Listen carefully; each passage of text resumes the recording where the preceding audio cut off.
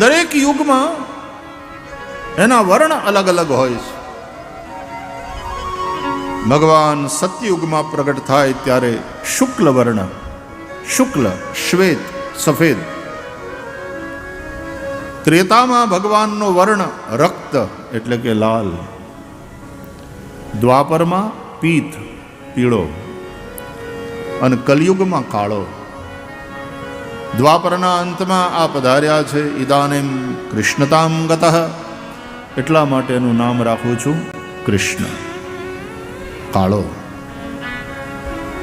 એટલે પછી ભરવાડ સમાજના ભાઈઓ એને પ્રેમથી કાળિયો ઠાકર પણ કહે. આ ઠાકર શબ્દ જ કેટલો સરસ, આમ ભોળુડા ભરવાડ ગોવાળિયાઓનો ભાવથી ભીંજાયેલો શબ્દ. હે, નગા લાખાના ઠાકરની જય. ઠાકર અમને મેલમાં ઠેલી.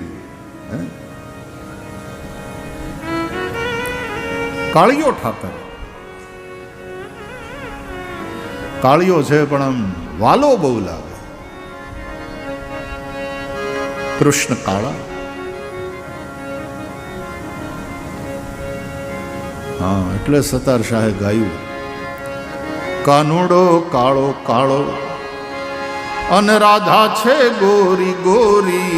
કાનુડો કાળો કાળો, રાધા છે ગોરી ગોરી. છે એક નવલ કિશોર, છે એક નવલ કિશોરી. કાનુડો કાળો કાળો, રાધા છે ગોરી ગોરી. કાનુડો કાળો કાળો.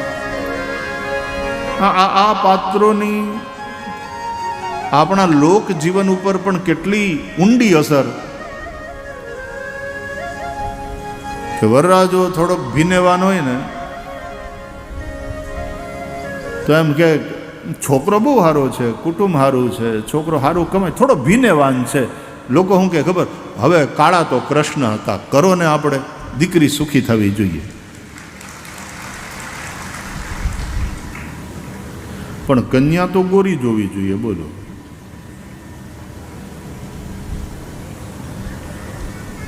કારણ કે રાધા ગોરા છે, કૃષ્ણ કાળા છે. રાધા કૃષ્ણના આ પાત્રોની આપણા લોક જીવન ઉપર આવી અસર છે. એમાં આ કડી બહુ સરસ છે કે મન વશ કરીને જોતા શુદ્ધ પ્રેમ જ્યાંથી થાય. મનને વશ કરીને જોતા અને શુદ્ધ પ્રેમ.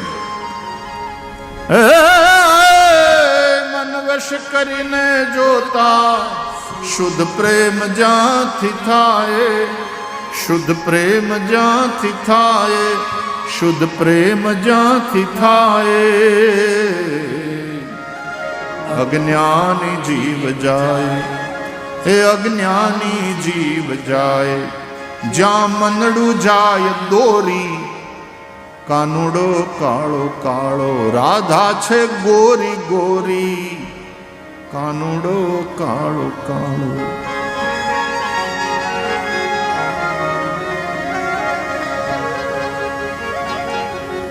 શ્યામ ધવલની આ જોડી.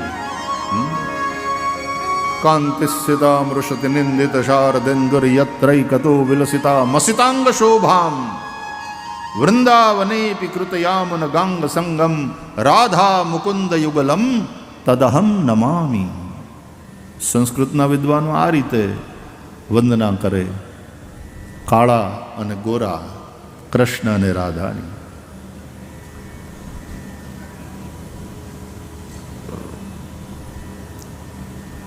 કૃષ્ણ કર્ષતિ ઇતિ, જે ખેંચે છે બધાને પોતાના તરફ, એનું નામ કૃષ્ણ. જે આકૃષ્ટ કરે. એ કાળિયા ઠાકરની મૂર્તિ એવી કે ખેંચે આપણને. વારે ઘડીએ આપણે દ્વારકા, ઘણા દર પૂનમ ભરે, દર પૂનમે જાય દ્વારકા, હાલીને જાય. આ ફાગણની પૂનમ આવે તો કેટલું હાલી હાલીને લોકો દ્વારકા જાય. ડાકોરવાળાના દર્શન કરવા જાય. ખેંચે છે. એની સુંદર મુરલી, મધુર મુરલી આપણને ખેંચે. એની સુંદર વાણી એટલે ભગવદ્ ગીતા એ મોટા મોટા જ્ઞાનીઓને, વિદ્વાનોને, પંડિતોને ખેંચે છે. કર્ષતિ ઇતિ કૃષ્ણ. કૃષ્ણોપનિષદમાં કૃષ્ણ શબ્દનો અર્થ પરબ્રહ્મ એવો પણ કર્યો છે. કૃષિર્ભુવાચક શબ્દ અણશ્ચ નિર્વૃતિવાચક તયોરૈક્યમ પરબ્રહ્મ કૃષ્ણરીત્ય વિધીયતે. નામકરણ કરી અને થોડું ભવિષ્ય કથન કર્યું. ગર્ગાચાર્ય મહારાજે કહ્યું કે નંદ બાવા, ગુણોમાં સાક્ષાત નારાયણ સમાન છે. તમારા ઉપર કૃપા કરીને આ બાળક તમારે ત્યાં આવ્યો છે. તમે એનું ધ્યાન રાખજો, તમે એને સંભાળજો, તમે આનું રક્ષણ કરશો. આ મોટો થઈ અને અનેક સંકટોથી તમારું રક્ષણ કરશે. અનેન સર્વ દુર્ગાણી યુ યમંજસ તરિષ્યથ. કૃષ્ણ એટલે પરમ સત્ય. તમે સત્યનું રક્ષણ કરો ને તો સત્ય તમારું રક્ષણ કરે. ધર્મ ન દૂસર સત્ય સમાના. તમે ધર્મની રક્ષા કરશો તો ધર્મ તમારી રક્ષા કરશે. આપણે ડગલે ને પગલે ખોટું કરવું ને પછી મંદિરમાં જઈ હેરાન થઈએ ને ભગવાનને પ્રાર્થના કરવી કે બચાવે, એમ ને? એ તમારે ત્યાં દીકરો પરણ્યો હોય ને તમારે ત્યાં ચાંદલો જેણે જે કર્યો હોય ને એને ઘેર લગ્ન આવે ત્યારે તમે ડાયરી કાઢો છો ને જોવો છો ને એ મુજબ જ ચાંદલો કે એણે આપણે ત્યાં આવો વ્યવહાર કર્યો હતો તો આપણે એને ત્યાં આટલો વ્યવહાર કરવો પડે. તમે આવા વ્યવહારિક ને હાવ વ્યવહાર ડાયા માણસો છો તો એટલું કેમ સમજતા નથી કે તમે જો સત્યની રક્ષા કરશો તો સત્ય તમારી રક્ષા કરશે. તમે જો ધર્મની રક્ષા કરશો તો ધર્મ તમારી રક્ષા કરશે. આપણે ધર્મને નેવે મૂકીએ, આપણે સત્યને નેવે મૂકીએ, આપણે નૈતિકતાને નેવે મૂકીએ, આપણે પૈસા માટે થઈને ગમે એ અધર્મ કરીએ, ગમે તે અનીતિ કરીએ અને પછી તકલીફમાં આવીએ ત્યારે ભગવાનની માનતા માનીએ. આપણને બુદ્ધિ આપનારો એ પરમાત્મા છે. એટલે જેવું કરશો એવું લણશો. આવી એક સીધી સાદી સમજ. આપણા કર્મનું ફળ આપણને મળે છે. ડોંગરે બાપા એમ કહેતા કે માણસ હસતા હસતા પાપ કરે છે અને પછી રડતા રડતા એનું ફળ ભોગવે છે. તો એના કરતાં હખણા રહ્યો ને કામ કરતી વખતે. નીતિ રાખો, કર્મમાં રાખવો નીતિનો વિચાર.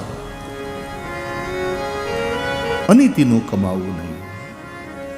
अनीति से धन होत है बरस 5 और 7 तुलसी 12 बरस में जड़ा मूल से जाए. છાણનો પોદળો પડે ને એ પછી ધૂળ લીધા વગર ન જાય. કોઈ બેન એને પોદળાને ઉપાડીને હુંડલામાં નાખે, એ પોદળો આવે એની આરો થોડી ધૂળે લેતો આવે.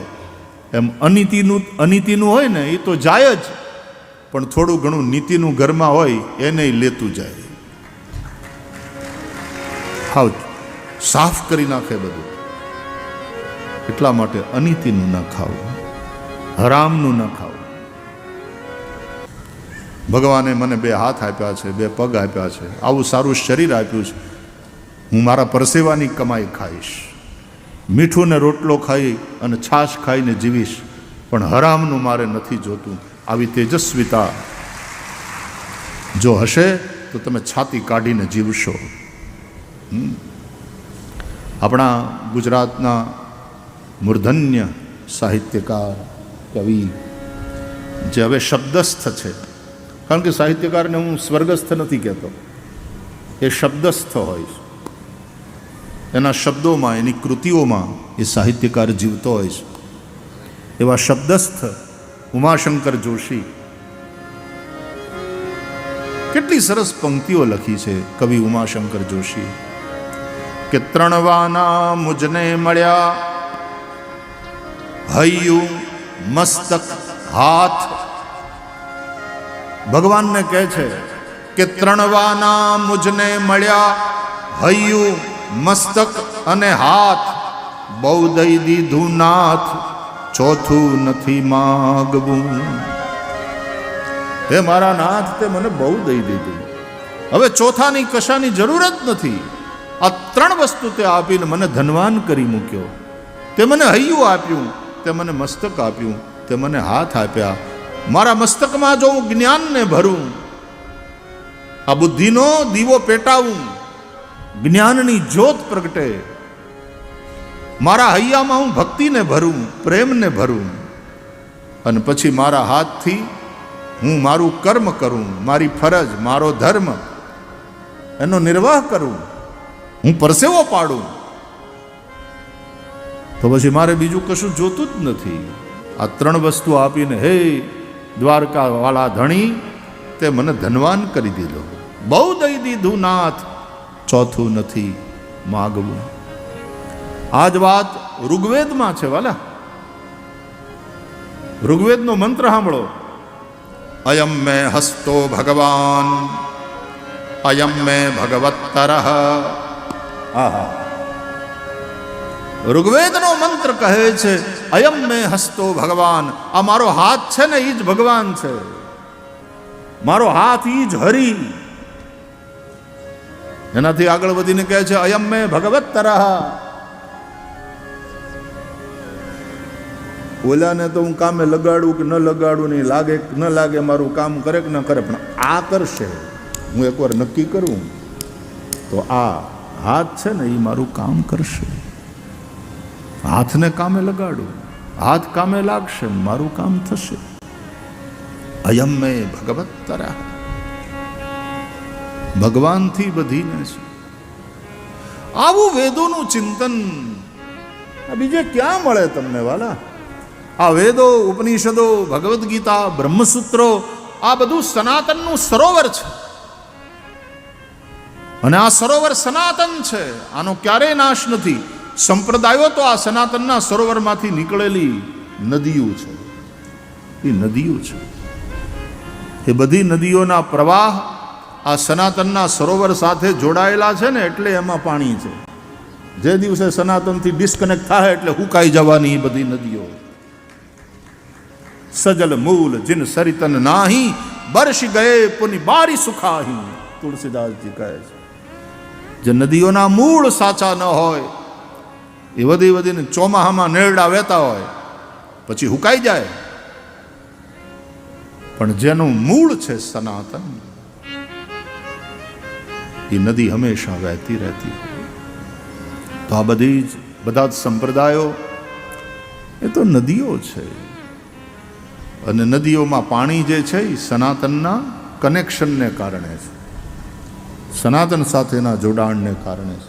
અને એટલા માટે આપણા બધા સંપ્રદાયોના બધા આચાર્યોએ આ જે સનાતનના શાસ્ત્રો છે, વેદ, ઉપનિષદ, ભગવદ્ ગીતા, બ્રહ્મસૂત્ર, એના ઉપર ભાષ્યો લખ્યા છે અને પોતપોતાના મતને સ્થાપિત કરીને એક સંપ્રદાયની સ્થાપના કરી છે.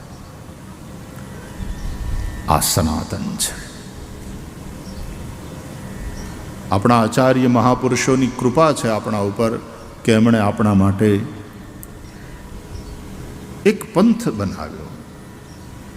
જે પંથ ઉપર ચાલતા તમે દયાના સાગર, પ્રેમાર્ણવ પ્રભુ એને જરૂર પ્રાપ્ત કરી શકો, એ ભગવાન સાથે એકતાને સ્થાપિત કરી શકો. આચાર્ય મહાપુરુષોના બહુ ઉપકાર છે. આ સંપ્રદાય છે. સંપ્રદાય એના શબ્દાર્થમાં બહુ ઉત્તમ વસ્તુ છે. તમે નદી આમે નાહી શકો, પણ નદીએ જો ઘાટ બાંધ્યો હોય ને તો નાવામાં સુગમતા રહે. એમ આચાર્ય મહાપુરુષોએ ઘાટ બાંધ્યા આપણામાં.